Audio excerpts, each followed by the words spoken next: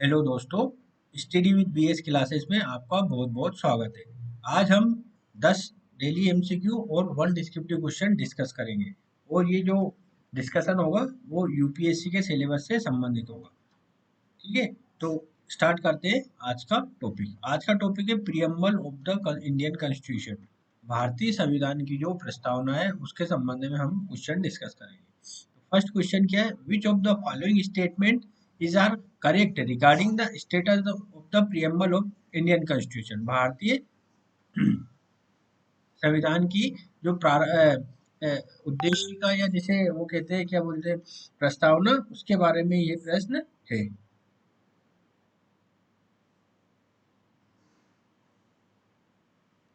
तो फर्स्ट क्या है? The Supreme Court in the Berubari case 1960 ruled that the preamble is a part of the constitution. Second है the Supreme Court in the Kesavananda Bharati case 1972 ruled that the preamble is not a part of the constitution. Third है the Supreme Court in Berubari case 1960 ruled that the preamble is not a part of constitution because it is unin, uninso- unenforceable. The Supreme Court in the Keshwan and Bharti case revised its earlier verdict and ruled that the preamble is a part of constitution. E क्या है? The directive principle of the state policy are enforced by the law.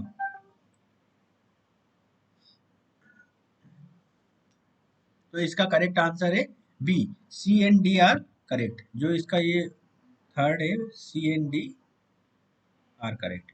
सी क्या है? The Supreme Court in Berubari case ruled that the preamble is a not part of the constitution because it is unenforceable. ठीक है,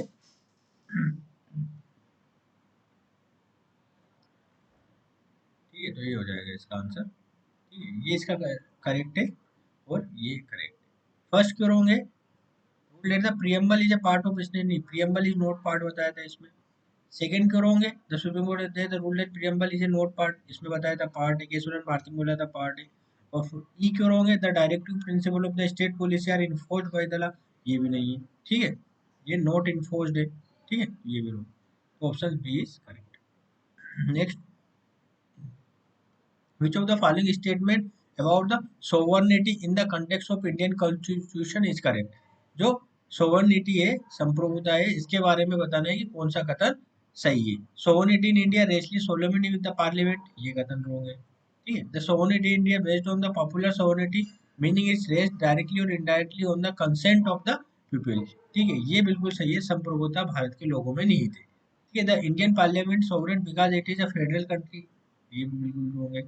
sovereignty is characterise exclusive the democratic country, ये भी exclusively democratic country नहीं है। ठीक है, इसलिए इसका ऑप्शन बी होगा।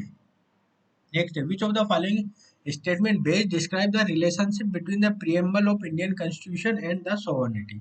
इन दोनों के मध्य बताना। The preamble state that the Indian parliament is ultimate sovereign authority, ऐसा कुछ नहीं बताया, अल्टीमेट नहीं बताया, पार्लियामेंट को नहीं बताया। ठीक है, the preamble asserts that the sovereignty of India is vested in people underlying the principle of popular sovereignty. ये स्टेटमेंट ठीक है। The preamble suggests that the sovereignty in India is a characterized exclusive to the domestic nature, ये exclusive है, ये भी नहीं होगा, wrong हो जाएगा। The preamble implies that the sovereignty rests within the judiciary, judiciary के अंदर भी नहीं माना जाता है ऐसे, ये भी गलत है। तो इसका option next, which of the following statement best capture the relationship between preamble and the concept of the sovereignty in a constitution? ठीक है, तो फर्स्ट स्टेटमेंट क्या है? The preamble serve as a moral composite indirectly support the concept of sovereignty, ये statement गलत कहलाएगा। Second क्या है? Sovereignty explicitly mention in the preamble to emphasize the independent authority of the state, ये statement बिल्कुल सही है। ठीक है, the preamble is justiciable part of the constitution that can be used to challenge and sovereignty in the state, ये statement wrong है, इसको challenge वगैरह नहीं किया जा सकता। The preamble outline the object of the constitution but does not confer the sovereignty, ये statement भी wrong है। सो इसका आंसर हो जाएगा B.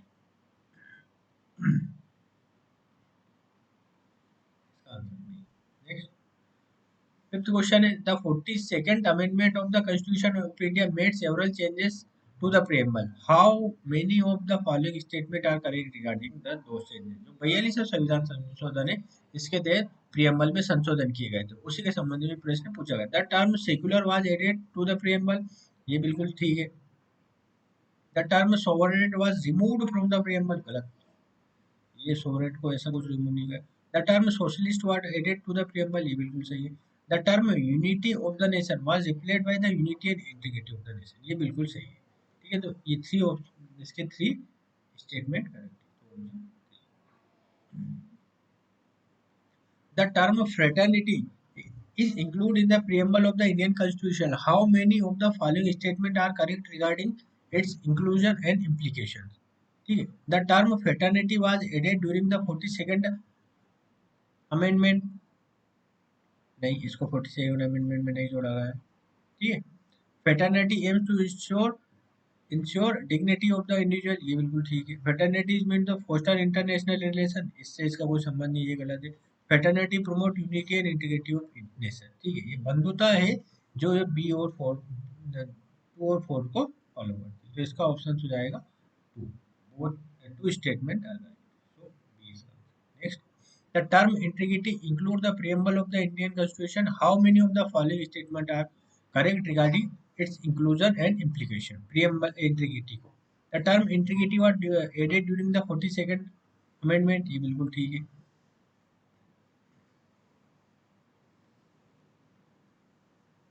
Integrity aims to ensure territorial units, ये भी ठीक है। Integrity means the foster international relations, ये गलत है। Integrity promote the unity and integrity of the nation, ये भी ठीक है। तो इसका option C statement is are correct, तो इसका ये हो जाएगा। Next, the preamble of Indian Constitution means liberty and specify its type. How many of the following statement are correct regarding the types of liberty mentioned? Liberty is the liberty of thought in mentioned in the thought की liberty है, expression की liberty है, religion की वो है liberty है। ठीक है, लिबर्टी ऑफ इकोनॉमिक चॉइस इसकी नहीं है। ठीक है, तो ये स्टेटमेंट क्या क्या है इसमें देख लेते हैं अपन। लिबर्टी ऑफ द थॉट, विचार, अभिव्यक्ति, बिलीफ, फेथ और वर्कशिप, इन पांचों की अभिव्यक्ति है, तो इसका तीन स्टेटमेंट फर्स्ट सेकेंड थर्ड ये सही होगा। Next, which of the following statement best distinguish a socialist state from a welfare state? First क्या है, social state primarily focus on the social equality while the welfare state focus on the economic state, ये बिल्कुल ये पूरी तरह से सही नहीं है। ठीक है, सेकंड है, in a social state the government owns the control significant part of the economy where was a welfare state such ownership is known as, social state में जो बहुत सारी चीजों का सरकार अपने अधिग्रहण में रखती है, तो ये इसका स्टेटमेंट बिल्कुल सही है। थर्ड क्या, a welfare state aims to abolish private property while socialist state does not, ऐसा कुछ नहीं है वेलफेयर में कि उसको अबोलिश करे प्राइवेट को। ठीक है, both socialist and welfare state aim to establish classless society, ये भी बिल्कुल ऐसा नहीं है कि दोनों क्लासलेस को समाप्त करें, तो इसका ऑप्शन। नेक्स्ट क्वेश्चन है, how can the preamble of Indian constitution be amendment? भारतीय संविधान की जो प्रियम्बल उद्देशिका है उसको किस तरह से संशोधन किया जा सकता है? By ordering legislation passed by the simple majority in the parliament, नहीं सिंपल मेजोरिटी से नहीं कर सकते। By constitution amendment passed by the special majority of the parliament, ये बिल्कुल सही है। विशेष मेजोरिटी के थ्रू इसको चेंज किया जाता है। By a referendum involve in the general public, ये भी नहीं है। The preamble can not be amendment, नहीं इसको अमेंडमेंट किया जा चुका है 42वें संविधान संशोधन में, तो ये भी इसका रोग हो जाएगा, तो ऑप्शन बी इज करेक्ट। इसके आधार पर हम एक डिस्क्रिप्टिव क्वेश्चन डिस्कस करेंगे। Why was it necessary to incorporate the word integrity in the preamble 1976 by the 42nd amendment? ठीक है, ये इसका 150 वर्ड में लिखता है, 10 मार्क्स है। Why was it necessary to incorporate the word integrity, integrity को जोड़ने का क्या मतलब क्या इसकी ऐसी जरूरत थी जो इंटीग्रिटी को जोड़ा गया है? ठीक है, the incorporation of word integrity in the preamble of the Indian constitution through the 47th amendment in 1977 1976 was a strategic and symbolic move aimed to reinforcing the unity and integrity of the nation. Bharat की एकता और संप्रभुता को बढ़ावा देने के लिए ऐसा किया गया है. During this period, India was grappling with various challenges such as the secessionism, separatism and internal division along the linguistic, religious और ethnic lines. भारत में बहुत तरह के वो चल रहे थे, जैसे धार्मिक रूप से भी, वो भाषाई रूप से भी विवाद बने हुए थे. The term integrity serve as the constitutional commitment to the territorial unity and in undivided nature of India. It acts as a deterrent against any secessionist and separatist movement by making it clear that the integrity of the nation is a fundamental value upheld by the constitution. जो संप्रभुता है भारत की मतलब एक सबसे बड़ी value है और इसको चैलेंज नहीं किया जा सकता. संप्रभुता को हर हाल में बनाए रखा जाएगा. The word serve to remind both the state and its citizens of their duty to maintain the unity of the nation, therefore discouraging any act that might lead to the disintegration. Bharat के कोई भी disintegration मतलब संप्रभुता को अगर कोई खत्म करना चाहेगा तो उस तत्व को डिस्करेज किया जाएगा, तो शहीद किया जाएगा. By adding integrity, the frames of 42nd Amendment aim to fortify the Constitution against any attempt to compromise the territorial integrity of India. It was proactive measure to safeguard the nation's unity in the face of internal और external.